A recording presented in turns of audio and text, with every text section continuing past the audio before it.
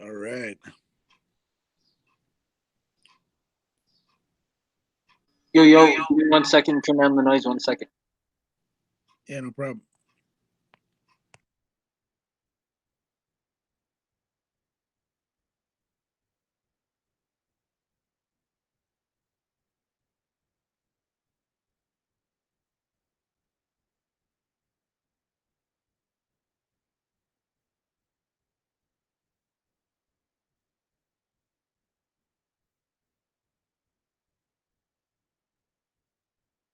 Okay, is there a ton of background noise right now for me, Rupin?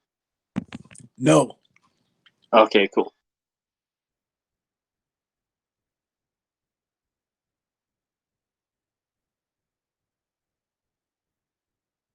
What are you up to this fine Sunday, man?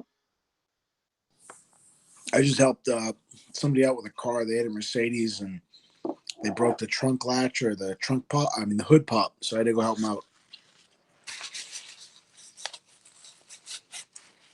I should be Dang. working. I should be working on something else, but he's an old guy, so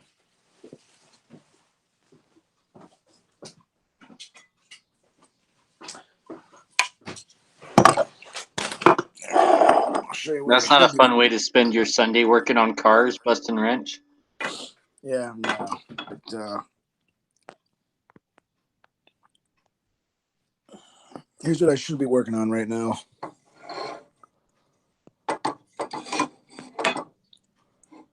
Oh, heck yeah. Is that like a Nodak Spud receiver? And Uh, what kind of underfolder? Is that a Polish or? that's a Yugo, but this is a. It's gonna.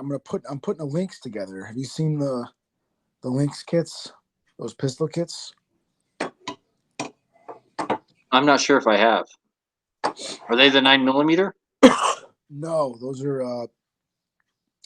I don't have it here. It's not with me here, but I'll just show you. But it looks like a AK-74 SU, except it uses regular handguards.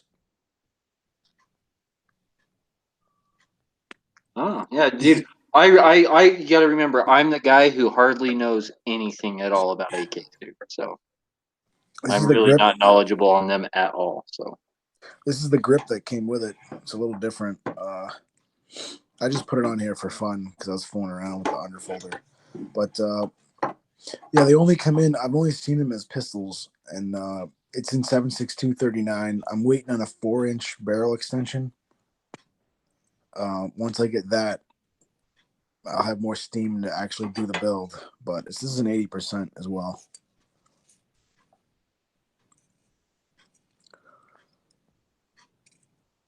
I'm supposed to be picking up an AK today around 5 p.m. in about 4 or 5 hours.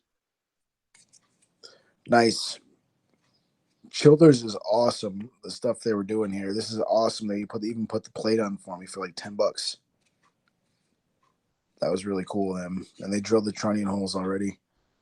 And what's weird is this is a brand new kit, so it kind of blows me away. Not used to seeing like brand. I mean, this obviously isn't new, but I might use the mil spec rear trunnion because the Polish commercial trunnion looks kind of weak. So I might use this trunnion. I don't know.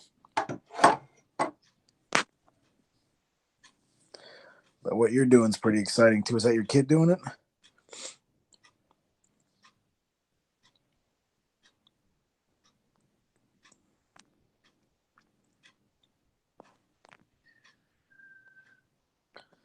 Is that Brian?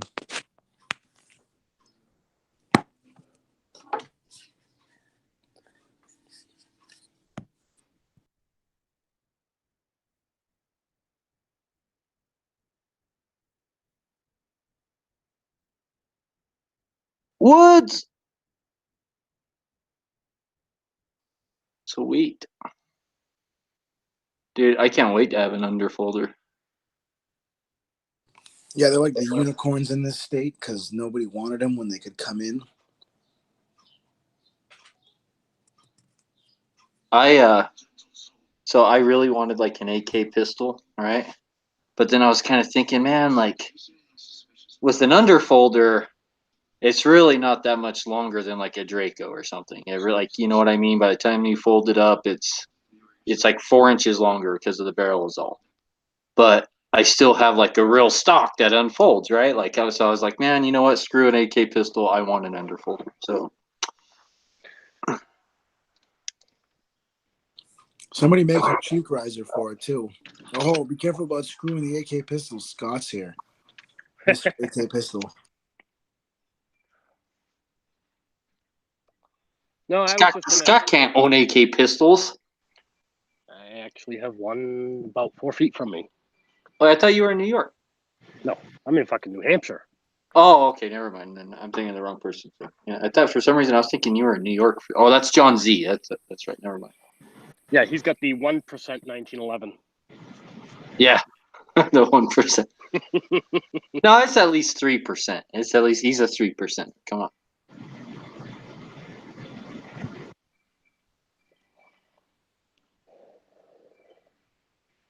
So right there, changing the guides on the 5D tactical jig. So those are the guides that actually sit down in the jig that travel along a guide path to mill out your pocket. And there's 3 different depths of those guides that you use. So that this is the medium depth, the number 2 guides that's being used right now. Now, I have a question. Now, earlier you said you were going to err on caution and go slower. Now that you've done a couple, do you need to keep erring on the caution, or is there instructions enough? Still go slower. Too fast, too hot, just all causes issues. It'll start pulling away extra material on the sides that you don't want pulling away, right? Because the bit's too hot, or so it's just really better just to take slow passes, to take your time with aluminum or polymer.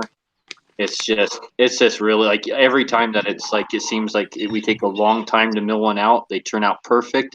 If I'm in a hurry and I try and knock one out in like 15 minutes, which you can do, and it's not that it turns out bad, but there's always that one little spot on the side wall of the pocket that has like this little strip peeled away from it or something, and you're like, oh, that doesn't affect anything, but it looks like crap, right? And Is that an 80% lower? yeah. Well, here we like to call them freedom cookies.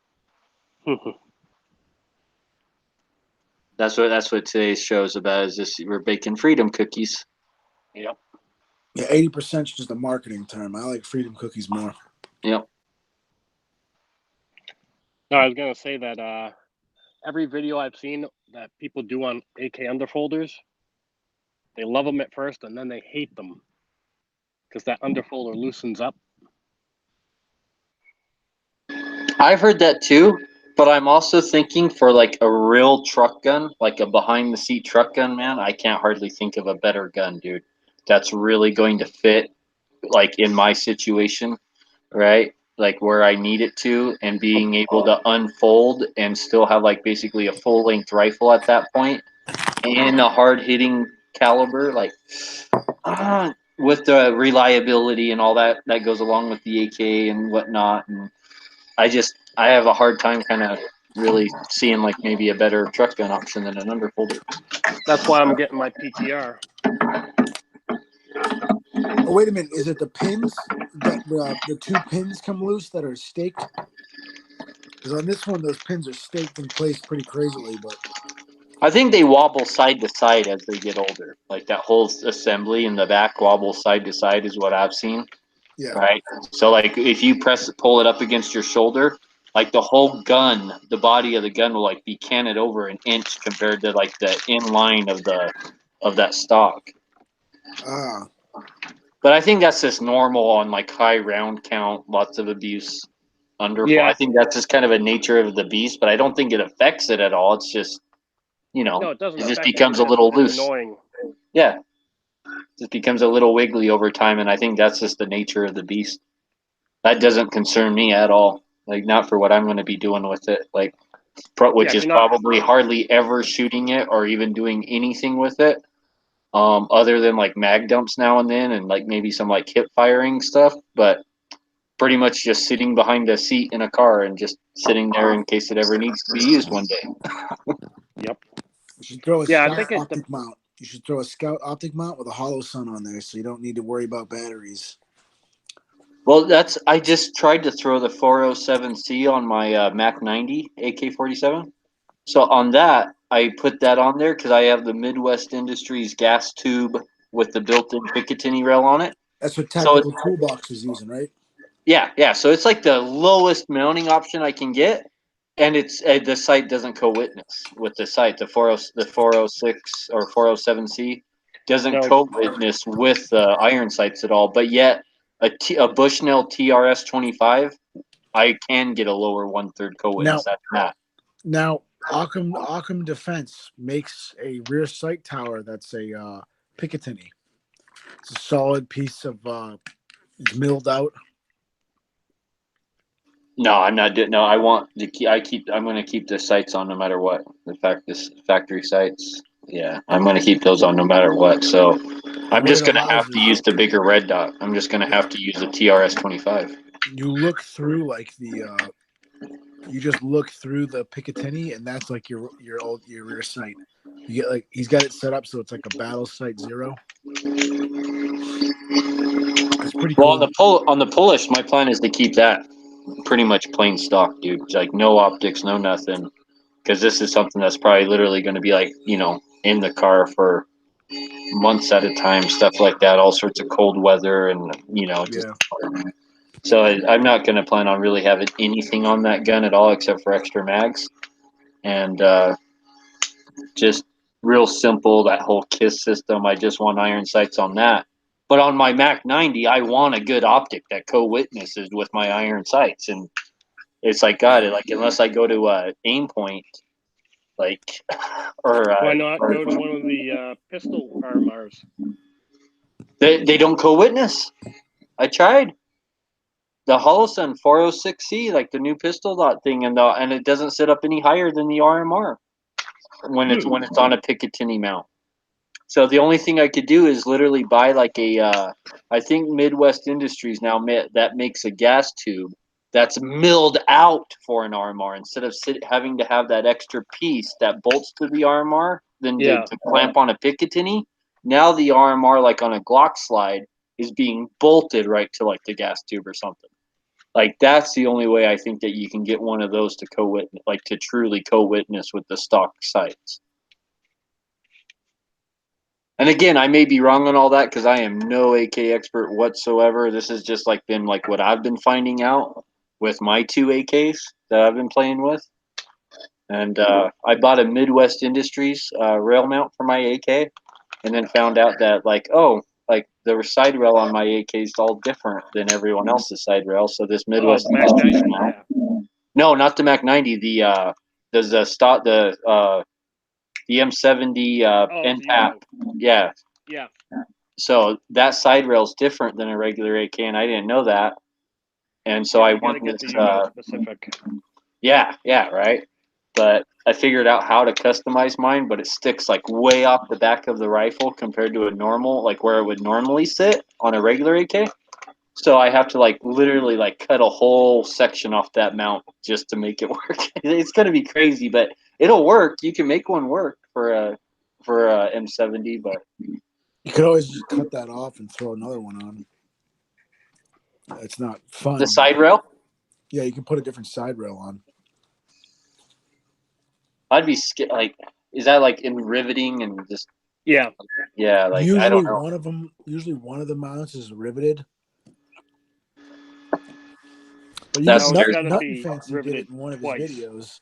And I know Nothing Fancy isn't a good benchmark for everything, but what he did was he got the UTG side rail, and that comes with screws and lock washers, and he put the scope on it, and then he moved it so it didn't touch where the rivet was, but he moved it so it was somewhere that he liked, and then he marked it, and he made sure it didn't interfere with any of the stuff inside the rifle.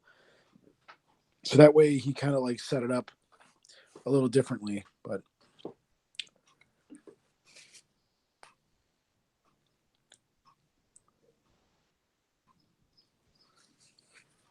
I do like the idea on that. The thing that I really liked about that NTAP that I got is that like the receiver and all that was actually made in Serbia, right? Like Century didn't do anything to that gun except for put, wood furniture on it. Like That's why you're better off to buy the pistols. yeah, I heard that about the pistols too, right? But see, mine, I got lucky because mine was imported as like a single stack, like sporting thing or whatever. So Century never even touched it. They never even made it a double stack. Never even touched it really. So I'm like yes. See, my 106 right here. This is 100% Bulgarian gun. Other than the Magpul grip. Now I'm gonna back Century up a little bit and say they didn't. My C308 is actually pretty good. I've checked the bullet gap on it, and it is head spaced, and it is in the right spot for head spacing. And I got like an 1.5-inch group. Now I wasn't doing a 10-shot. I think it was like a 5-shot group. But I mean, Well, my Mac 90 was imported by Century, and it's all they did to that gun was just the furniture. It has like the original barrel and bolt and all that stuff, right? And even has the original Mac 90 trigger group. Like, because all they did was furniture and a mag for 922 on those. And so both of those guns are all like they're imported by Century, but they're not Centuries at all. Yeah, This Polish underfolder I'm picking up is a Century gun that's built from a Polish underfolder kit. So I guess it's a Century receiver, but this was back in 2012 or 2011 when the gun was built. So it's like a Century receiver built out of like a Polish underfolder kit, right? So this will be like my real first kind of Century AK, but it's supposed to have like all the Polish, like the barrel, the bolt, all that stuff's supposed to be all matching numbers, Polish, like that stuff's supposed to be all Polish. But the receiver itself and like I guess the trigger group and the I think the receiver, the trigger group, and then I think that was it. I think it was just like the receiver, trigger group, and magazines or something is all they did on that one for 922R. you might want to. Do you have headspace gauges for 7.6239? I wish. Yeah, I mean, I'm not saying that it's. No, I do for bad. like 5.56 and I do for 308, but I don't for 7.62 by 39. But I do know this way that you can kind of like I guess generically test I guess I don't know. I don't know what you would call it, but you can kind of faux a headspace with an AK. Yeah. With what, using a live round? I mean, that's usually checking for a go gauge, right? Yeah, you can fold and with a fired casing. So you can take a fired casing out of one of your other AKs and see if it sticks, right? And see if it actually like if there's any kind of issues and look for gouges and all sorts of stuff. And if you put what's it called on the case? There's a guy who has a video. He shows you he's like if you do these 3 simple things and it passes, you're good to go. And I think he uses a live round, he uses a shot shell case, and then he uses something like a was it some kind of shim or something? Who is it? Was it that God, that's gonna drive me crazy now. I'm gonna have to go Was it find the this guy. AK guy? No, I don't think he would do that. I'm pretty sure I saved it to my It wasn't. gun info It library. wasn't Flandre's, was it? Flandre? I don't think it was him. He uses the actual gauges usually, but maybe he did it differently. No, this is a guy who has AK building videos, a lot of AK building videos, especially from like back in the day. Is this the guy who looks like he's ready to do something in South America, ready to start a war? I don't. BFG Movies. That's his name. Hold on, I'm looking right here. I just saw a milled DDI yesterday.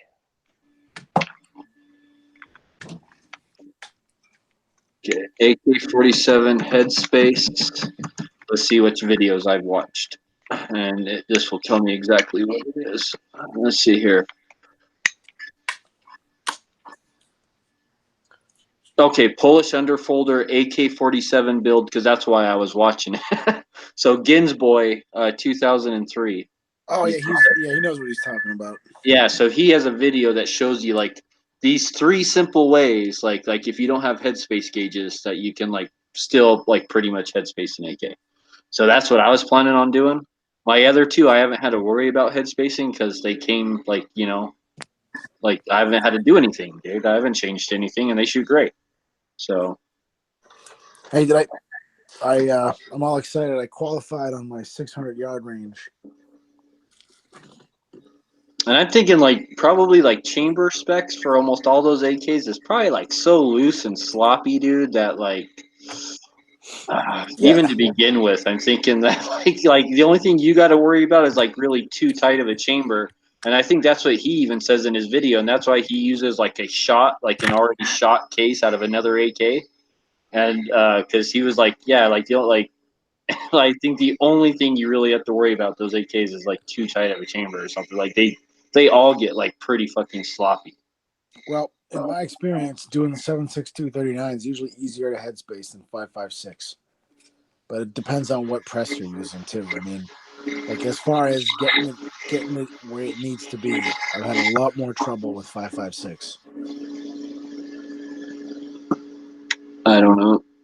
No, I'm I just haven't letting you noticed know. any Like, problems with any of my AKs or anything like that. And I'm just saying from a building AK standpoint, it's a pain in the ass for me to do the 5.56 ones with my crappy press. It takes a lot more work to get it just where it needs to be. and what is that? Is that like pressing the barrel into the trunnion? Yeah, You're talking about that's your headspace, and then you have to go like that little extra quarter push more. And yeah. And my press is insensitive, so it just goes back, forth, back and forth, back and forth. I'm looking for. I got that AK-74 that I built not that long ago. I put it. I just made it the way it was supposed to be. I don't know if you remember that AR AK-74 I was doing. I abandoned the project pretty much. AR mag AK-74 and 5.56.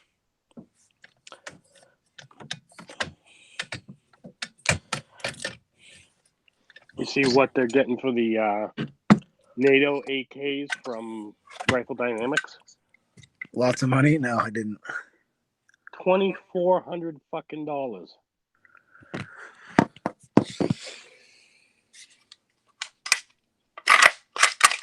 Now you can't tell me they do that much to it to take it from $1,000 gun to a $2,400 gun.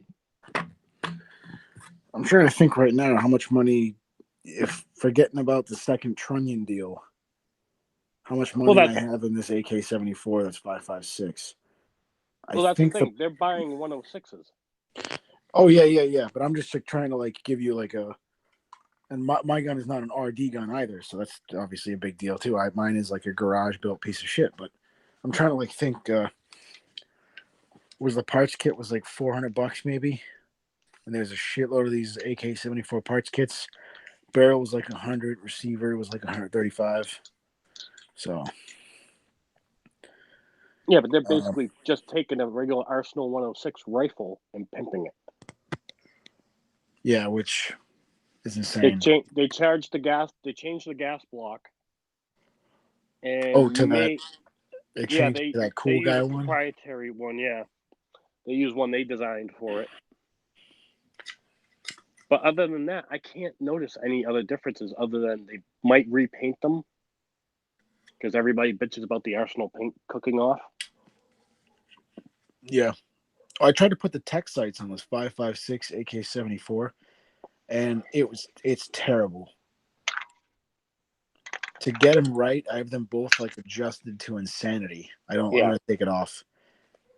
I mean, even if you throw a K&S Precision adjustable gas piston in there, you're talking what, $150? Yeah, I mean, I drilled the gas port apparently the right size. I listened to what BFG Movies said to drill it. Yep. And it worked absolutely perfectly. But I found out, so I've always been like bitching saying I built the gun wrong, right? Oh, I built the gun wrong. I built the gun wrong. The dust cover is broken. Like the dust cover that I had, Yep. it's bent, like, or it's not bent. It's like the bottom is bent and ground off, so it's not flat, so it won't sit into the rear sight. And I never like checked it. Like I put it on the table like to see if it was flat. And it was like, oh my god, this whole time I've been like thinking I put the gun together wrong or something. You know, Didn't. Michiko did a video on that not too long ago. He sold, because he's an FFL. He sold, I want to say it was a WBP from Poland to a guy, and the guy sent it back to him because it wouldn't run. So they were, testing it, swapping out this, that, and the other thing, and literally the last thing that they could think of is they swapped the top cover. And lo and behold, all of a sudden, it started fucking running. The top cover, like you said, it was warped out of shape, so it was putting enough pressure onto the damn bolt carrier that it wouldn't run it. Yeah, that's crazy. And that's what all it was out of spec bolt carrier cover. I really wanted to run these tech sights on this gun, man, but I wanted the GI sights on this AK-74, but it's not going to happen.